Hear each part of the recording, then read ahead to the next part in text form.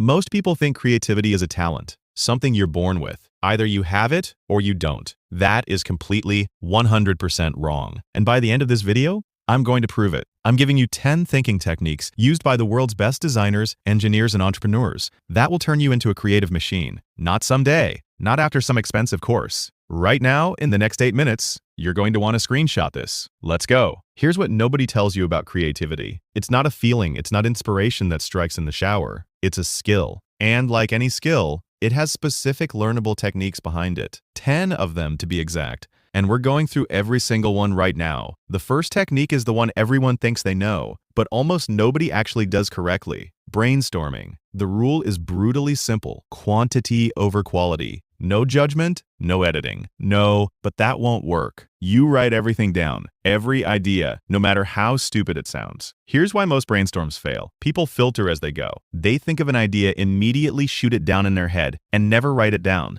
That is the creativity killer. Stop doing that. Write everything. Aim for 30 ideas before you evaluate a single one. The goal of brainstorming isn't to find the best idea. It's to empty your brain completely so the good ideas can finally get through the noise. You can't edit a blank page. Get it all out first, then judge it. Instead of asking, how do I succeed? Ask, how do I guarantee failure? Write down every single way this could go catastrophically wrong. Every mistake, every disaster scenario. Don't hold back. Be brutal. Then flip every single answer into an action. Amazon does this before every major product launch. They call it the pre-mortem. They imagine the product has already failed, and then they trace back exactly how it happened. Then they fix every single one of those failure points before the product ever ships. Failure rehearsal isn't pessimism. It's the most sophisticated preparation you can do. Try it on your next big goal and watch what happens. Scamper is a checklist that forces you to attack any idea from 7 completely different angles, and it is ruthlessly effective. S is for substitute. What can you replace? C is for combine. What can you merge together? A is for adapt. What can you borrow from a completely different field? M is for modify. What can you change, shrink, or blow up to massive scale? P is for put to other uses. Where else could this idea work? E is for eliminate. What can you cut out entirely? And R is for reverse. What happens if you flip the whole thing upside down? Run your idea through all 7 lenses. Even if only 2 of them spark something, that's 2 ideas you didn't have 60 seconds ago. Systematic creativity. That's the game. Scamper doesn't help you think harder. It helps you think in 7 directions at once. Your brain does not think in straight lines. It never did. So stop forcing it to. Mind mapping is this. Put your problem in the absolute center of a blank page.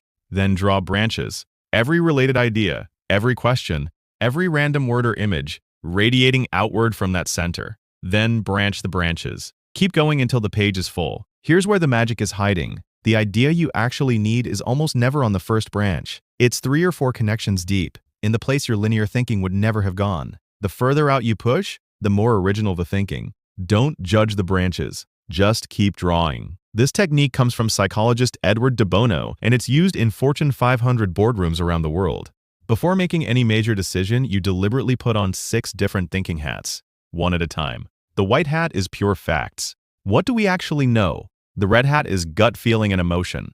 What does your instinct say? No justification needed. The black hat is your critical eye. What could go wrong? What are the risks? The yellow hat is pure optimism. What's the best possible outcome if this works? The green hat is wild creativity. What's the strange left field idea nobody has said yet? And the blue hat is the meta thinker. Are we even asking the right question here? The reason this is so powerful, most people are permanently stuck in one hat. The person who only wears the black hat kills every idea before it breathes. The person only wearing yellow misses every real risk. Put on all 6, make a complete decision, 5 down, 5 to go. And these next ones? They get wild. Stay with me, grab any book in your room right now. Open to a completely random page. Point to the first noun you see. Whatever it is, that's your creative input.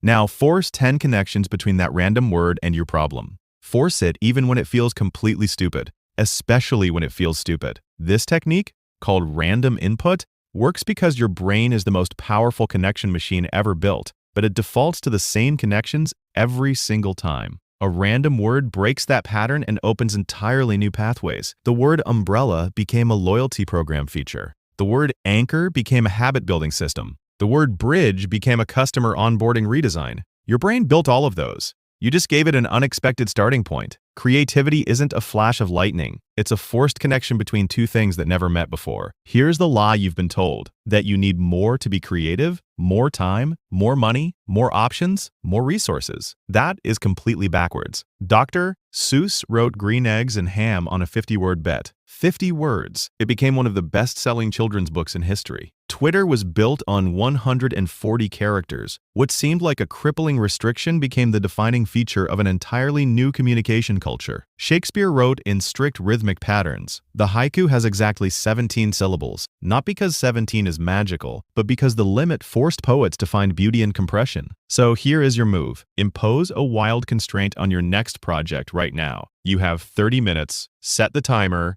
zero budget. Only 3 colors. Write using only short sentences. Whatever rule you choose, commit to it completely. Unlimited freedom does. Ask yourself one question: how does nature solve this problem?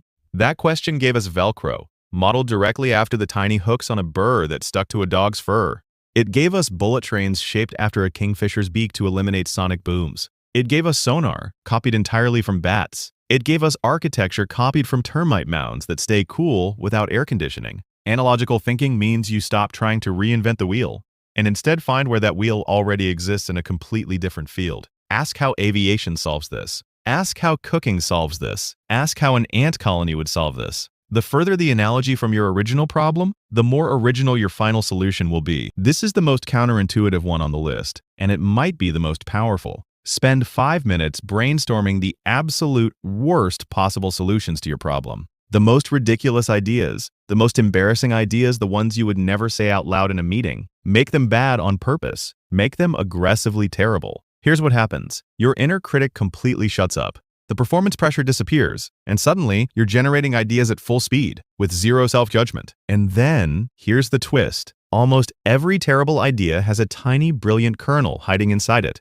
Make customers wait 3 hours on hold flips into proactive callbacks before they even think to call. The worst idea is often exactly one flip away from the best one. Permission to be bad is the most underrated creative superpower you have. The last technique is the one that ties all 9 others together. And it's just 3 words. How, might, we. How assumes the solution already exists. Your only job is to find it. Might means anything is on the table, you're exploring freely without commitment. We means you're in partnership with the problem, not in a fight against it. Here's the difference it makes. We're losing customers is a complaint. It closes your brain down. How might we make customers feel so deeply understood that they never want to leave? That is a mission. Same exact problem. Completely different brain state. Completely different solutions that follow. Before you use any of the other 9 techniques, start here. Frame the question right, then unleash everything else on it. 10 techniques. That is the full arsenal. Brainstorm wide before you judge. Reverse into failure to find the path forward. Scamper through 7 angles on any idea. Map your mind and go non-linear. Wear all 6 thinking hats before deciding. Inject randomness to break your defaults. Impose constraints to unlock your best work. Steal analogies from nature and history. Embrace terrible ideas. They're hiding brilliant ones. And frame everything with how might we.